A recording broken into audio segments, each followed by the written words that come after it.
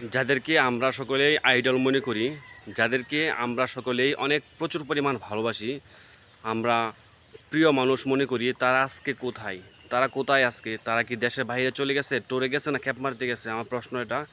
আসলে বাংলাদেশে যে ক্রিকেটারগুলো আছে অনেকেই কিন্তু এটা নিয়ে মানে মন্তব্য করেছেন। যাই হোক, অনেকেই কমেন্ট করে পোস্ট করেছেন, কিন্তু তারা দুইজন বড় মাপের সেলিব্রিটি, বড় মাপের ক্রিকেটার, প্রিয় মানুষ, সকলের প্রিয় মানুষ, তাদের ভক্তর অভাব নেই, কোটি কোটি ভক্ত তাদের। তো তারা কোথায় আজ? তারা কি একটা পোস্ট করতে পারলো না? একটা পোস্ট করে দিলে কি এমন হতো, ক্ষতি হইতো? এটা কিসের বই? এটা কিসের বই? তারা কি ছাত্র ছিল না? তারা অবশ্যই ছাত্র ছিল। তো ছাত্র থাকার পরও ছাত্রদের কষ্ট যদি না বুঝে, তাহলে এরকম ছাত্রর কোনো মূল্য নেই। তো আজকে থেকে আমি সাকিবুল হাসান আর হচ্ছে মাশরাফি বিন মুর্তজাকে বয়কট করলাম। আপনারা সকলেই আমার সাথে তাদেরকে বয়কট করেন। আমি অনেক ভালোবাসতাম, অনেক লাইক করতাম মাশরাফি বিন মুর্তজাকে। আমি আজকে থেকে মাশরাফি বিন মুর্তজাকে বয়কট করলাম, সাকিবুল হাসানকে বয়কট করলাম।